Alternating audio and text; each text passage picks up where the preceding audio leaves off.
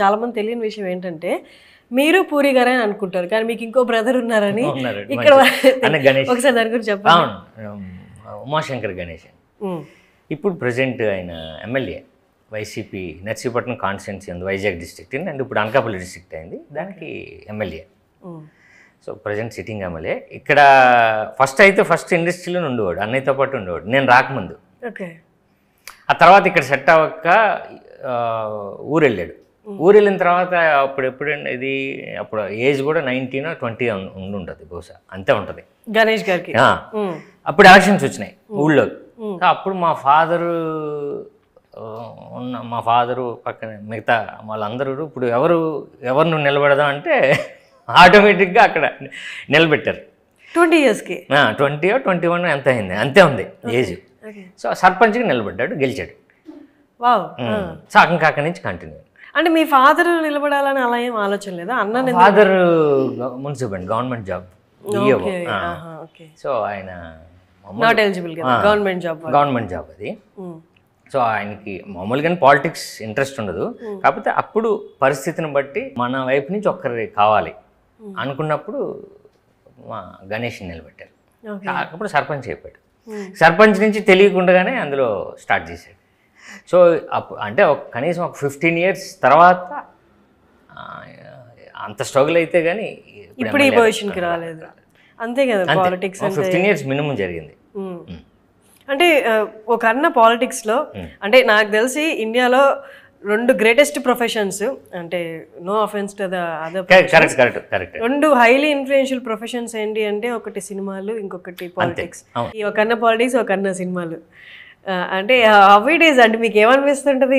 మన ఇంట్లో కావాల్సినంత ఏ ప్రొఫెషన్స్ కావాలో హై ప్రొఫెషన్స్ 2 ఉన్నాయి అంటే అన్నయ్య వల్ల ఇది జరిగిందిలేండి. ఇప్పుడు అన్నయ్య ఫస్ట్ ఇక్కడ సెటిల్ అవ్వడం వల్లే గణేష్కి ఆఫర్ వచ్చింది. అంటే ఫ్యామిలీని బట్టి ఆఫర్స్ వస్తాయి కదండి ఇప్పుడు కూడా పాలిటిక్స్లో. ఎవరు వెనక ఏంటి, ఈ ఫ్యామిలీ ఏంటి అన్నది ఒకసారి మనకు సర్వే తర్వాతే ఆఫర్స్ వస్తాయి. సో అన్నయ్య వల్లనే గణేష్కి ఆఫర్ వచ్చింది, అన్నయ్య వల్ల నేను కూడా హీరో అయ్యాను. అంతే కదండి, బేసిక్గా ఫస్ట్ ఆయన క్రియేట్ చేశాడు. ఓకే. అండ్ వెయ్యి దరువేలో ట్రైలర్ చూశాను. ట్రైలర్లో మీ స్టైల్ మీకుంటూనే ఎక్కడో కొంచెం సటిల్డ్ అండ్ సోబర్నెస్ కూడా కనిపించింది. అంటే ఏది మీరు ట్యూన్ చేసుకున్నారా అలాగా, లేకపోతే డైరెక్టర్ మెచ్యూర్డ్ లెవెల్ వచ్చి ఉంటుంది? ఇయర్ చేయగలది యాక్టింగ్లో మనకు తేడా వస్తుంది. సో కొంచెం నేర్చుకుంటాం.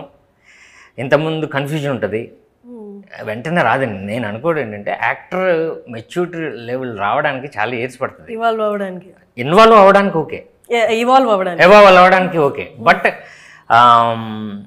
దీన్ని చాలా కాన్ఫిడెంట్గా మెచ్యూర్డ్గా చెప్పాలి అనుకున్నది మనకు కొంచెం మెచ్యూరిటీ వస్తేనే, అది కూడా ఏజ్ వస్తుంటేనే మారుతూ ఉంటుంది. సో మనకి చేస్తుండగా నాకు తెలిసి మీరు అన్నట్టు నిజంగా నాకు అనిపించింది ఏంటంటే ప్రీవియస్ ఫిలిమ్స్కి నాకు డిఫరెన్స్ నాకు కూడా అనిపించింది ఏంటంటే సెటిల్డ్గా ఉంది నాకు. అలానే మీ టచ్ ఏం పోలేదు బట్ ఎంత ఉండాలో అంత ఉంది. చిన్న అంటే కాన్ఫిడెన్స్ లెవెల్ మారింది నాకు అర్థమవుతుందండి. అంటే చూసి చెప్పడం అన్నది ఉంటుంది చూసారా, అంటే చాలా కాన్ఫిడెంట్గా మాట్లాడే స్టేజ్ ఎప్పుడు వస్తుందంటే చిన్న మనకి దాంట్లో ప్రాక్టికల్గా కొంచెం మనం మెచ్యూర్డ్ లెవెల్కి వస్తేనే వస్తుంది. నాకు ఓకే ఈ సినిమాతో ఓకే అదేదో కొంచెం తేడాగా అంటే డెవలప్ అయ్యానే అని నాకు అనిపించిందండి. లేదు అది ఉంది ఈ సినిమాలో. యాజ్ అన్ యాక్టర్ ఇంత గ్యాప్ వచ్చినప్పుడు అసలు ఎలా ఉంటుంది? మీ సంగతే చెప్పండి. నిజంగా అండి, అందరూ గ్యాప్ అని అంటున్నారు. నిజంగానే స్క్రీన్ మీద నేను కనిపించి చాలా 5-6 years అయిపోయింది. సో గ్యాప్ ఉంది. బట్ నేను ఆ ఇయర్స్ అంతా నేను షూటింగ్లోనే ఉన్నా. షూటింగ్స్ జరుగుతున్నాయి, మధ్యలో కరోనా వచ్చింది, 6 months ఆపాం, మళ్ళీ సెకండ్ వచ్చింది, మళ్ళీ 6 months ఆపాం. వేరే ప్రాజెక్ట్ ఇప్పుడు దీంతో పాటు ప్యారలల్గా 2 projects రెడీ టు రిలీజ్ అండి. అది అవి కూడా రిలీజ్కి రెడీ ఉన్నాయి. సో వన్స్ ఇది కొంచెం టేక్ ఆఫ్ అయిపోయి మినిమం సినిమా అవుతుంది ఇదండి, అయినా ఆ 2 కూడా వచ్చేస్తాయి. బట్ ఎంత గ్యాప్ రాకూడదు. ఆ 3 films కూడా రావడానికి ప్రాక్టికల్గా పక్కన పెడితే అండి నేచర్ కూడా అంటే ఈ కోవిడ్ కరోనా ఇవన్నీ రావడం వల్ల గ్యాప్లో జరిగింది. బట్ నేను స్క్రీన్ మీద కనిపించి ఇన్ని ఇయర్స్ పట్టింది. బట్ ఎంత అయినా సరే ఫస్ట్ నేను ప్రిపేర్ అవ్వాలి దానికి. అంటే నేను బేసిక్గా కొంచెం ఏదైనా లైట్గా తీసుకుంటాను. సో మనకి ఏంటంటే ఓకే ఈ సినిమా ఉంది ఈ సినిమా ఉంది ఈ సినిమా ఉంది మనకు ఒక కాన్ఫిడెన్స్ ఉంది, ఈ కథ బాగుంటుంది ఈ కథ బాగుంటుంది ఈ కథ బాగుంటుంది, రిలీజ్ అయితే మనకు ఉపయోగపడుతుంది అన్నది నేను ఫిక్స్ అయిపోతాను. సో ఈ గ్యాప్లో అది కాకుండా నా పర్సనల్గా నాకు ఇంట్రెస్ట్ ఏంటంటే మీరు అన్నారు కదా ఏం చేసేవారు అన్నది చాలా ఉంటుంది. బట్ ఈ 5 yearsలో నేను నాకు నచ్చిన పని ఒకటి చేసుకున్నాను. అంటే నేను నేర్చుకున్న జాబ్ ఏంటంటే ఫస్ట్ అన్నదే రెసిడెంట్ డైరెక్టర్గా చేశాను. సో అప్పటి నుంచి నాకు అలవాటు అయింది ఏంటంటే స్క్రిప్ట్ రైటింగ్ అని నాకు అలవాటు బాగా. బట్ అదొకటి నన్ను ఎంగేజ్ చేసింది. మీరు స్క్రిప్ట్ రాసారా ఈ గ్యాప్లో? ఏదో ఒకటి నడిచిందండి. ఇప్పుడు అది ఇప్పుడు మాట్లాడలేం, ఎందుకంటే ఇది ఏం చేశాను అన్నది రేపు పొద్దున్న అది నేను మెటీరియలైజ్ అయితే అది దాని గురించి చెప్పొచ్చు, ఇది నేను అప్పుడు చేశాను ఆల్రెడీ కదండి. నేను ఎంగేజ్ అయ్యే ఉన్నాను, బట్ షూటింగ్లో చాలా గ్యాప్స్తో చేశాను. బట్ నా వర్క్తో చిన్న ఎంగేజ్ అయ్యాను, ప్రిపేర్ అయ్యాను. ఓకే మనకి ఎంత టైం పడుతుంది, బట్ ఎంత టైం పట్టినా మనం కొడతాం. ఈ రెండు నేను ఫిక్స్. సో దానివల్ల ఏమవుతుందంటే కొంచెం మనం అంటే దాని గురించి ఆలోచించి అది ఎలా జరుగుతుంది ఏం జరుగుతుంది ఏంటి అన్న టెన్షన్ తీసుకోలేదు. అసలు రాదు నాకు, అసలు రాదు. నేను ఆ థాటే రానవును.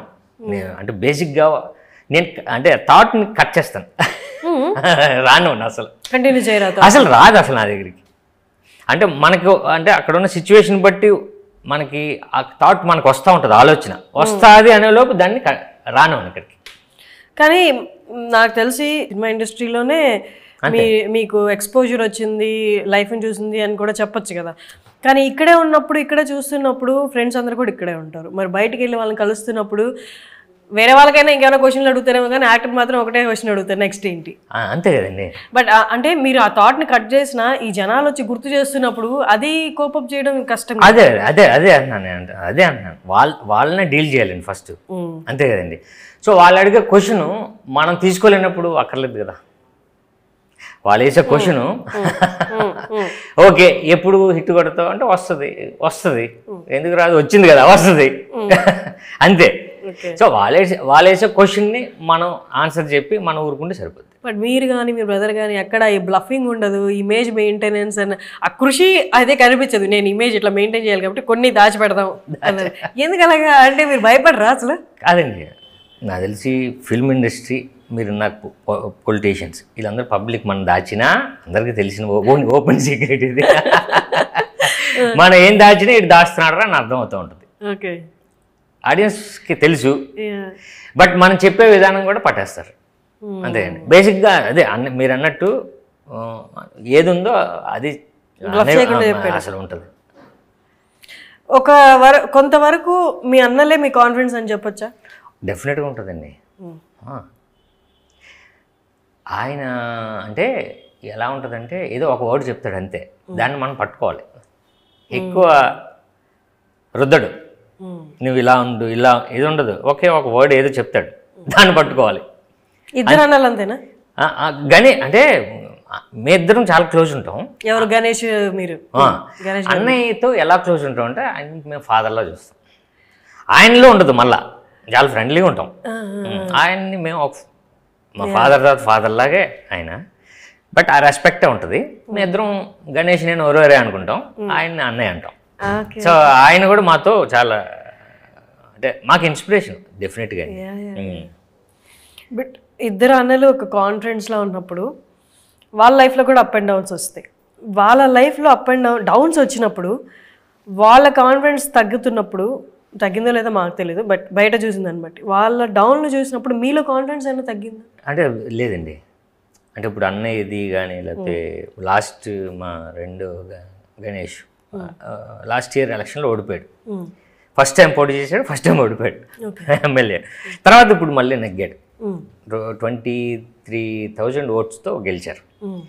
అంటే మా ముగ్గురు మధ్య ఎలా ఉంటుందంటే ఓకే ఇప్పుడు ఎలక్షన్స్లో అన్నయ్య వచ్చాడు, నేను వెళ్ళాం, సో అందరం కలిసి పనిచేసాం. ఇప్పుడు అన్నయ్య విషయంలో ఏంటంటే అన్నయ్య అప్ అండ్ డౌన్స్ ఉన్నాయి, బట్ ఆయనకి సపోర్టివ్గా ఉండడం అంటే ఏముండదండి, ఆయన సపోర్టు ఎప్పుడు కూడా. సో పెద్దగా ఏముండదు. బట్ గణేష్కి ఎలా ఉంటుందంటే కొంచెం చాలా అంటే ఒకసారి ఓడిపోయినా సరే మళ్ళీ నెగ్గాలని ఇంకో 5 years దాని మీద పనిచేయడం అంటే జోక్ కాదు. సో ఎవరి కాన్ఫిడెన్స్ లెవెల్స్ వాళ్ళకు ఉన్నాయండి. అంటే ఇంకోటి ఏంటంటే ఇంకొకరు సపోర్ట్ కావాలి, ఇంకొకరి దగ్గర నుంచి మనకి ఇది కావాలి అన్నది ఎప్పుడు ఎక్స్పెక్ట్ చేయను. నేనైతే ఎక్స్పెక్ట్ చేయను, అన్నయ్య కానీ ఎవరు ఎక్స్పెక్ట్ చేయను. బట్ ఫ్యామిలీ ఉంది కాబట్టి అదే ఇంకా కాన్ఫిడెన్స్ లెవెల్కి అదే, అంటే కొంచెం మనకు సపోర్టు దొరికేది మాత్రం అదే. సో అప్ అండ్ డౌన్స్ అనేవి కామను అన్నది ఫిక్స్ అయ్యాం మేము లైఫ్లో, అంతే.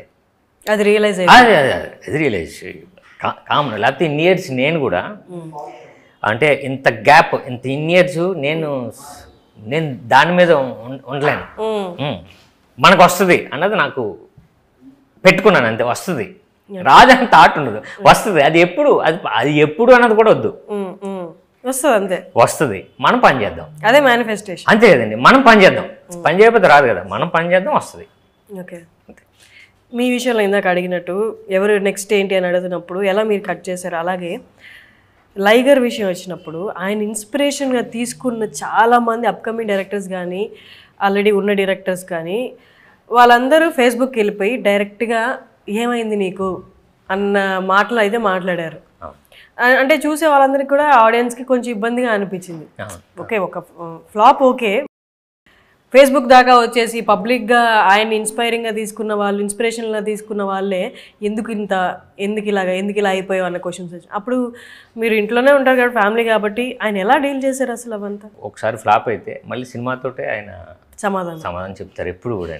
దీనికి ముందు ఇస్మార్ట్ శంకర్ కానీ, దానికి ముందు టెంపర్ కానీ, దానికి ముందు పోక్రీ కానీ, అవన్నీ పోక్రీకి ముందు అన్ని గ్యాప్, టెంపర్కి ముందు గ్యాప్. సో సినిమానే మళ్ళీ సినిమా మాట్లాడుతుంది. అప్పటి వరకు ఆయన మాట్లాడడం కానీ ఏది చేయరు, మళ్ళీ సినిమా రాసుకుంటారు, మళ్ళీ సినిమా. సో సినిమాతోటి సమాధానం చెప్పగలండి. ఇలా ఇప్పుడు నిజంగా ఫ్యాన్స్ అప్సెట్ అవుతారు, వాళ్ళకి ఏం సమాధానం చెప్తాం? మళ్ళీ సినిమానే సమాధానం చెప్పాలి. వాళ్ళని హ్యాపీగా ఉంచాలంటే సినిమానే మాట్లాడాలి. మనం ఎంత మాట్లాడినా అది వేస్ట్. అండ్ కమింగ్ టు వెయ్యి దరువై, ఇన్ని రోజులు షూట్ చేశారు, ఎప్పుడు షూట్ చేశారు అసలు మాకు తెలియకుండా డైరెక్ట్ సినిమాతో వచ్చేసి ఇదిగో 15th రిలీజ్ అంటున్నారు. ఒకసారి ఈ సినిమా గురించి చెప్పండి. 34 daysలో చేశారండి డైరెక్టర్. అవును. ఎప్పుడు స్టార్ట్ చేశారు అసలు? లాస్ట్ ఇయర్ స్టార్ట్ చేశాం. ఓకే. 34 daysలో ఫినిష్ అయిపోయింది. గ్యాప్ తోట ఒకటే స్ట్రెచ్ అండి, ఒకటే స్ట్రెచ్. మధ్యలో మేము ఒక సాంగ్కి వెళ్ళాం, అది గ్యాప్. మధ్యలో ఒక 2 days చేసాం, అది గ్యాప్. సో తప్ప మ్యాక్సిమం 30 days 29 days కొట్టేసామండి.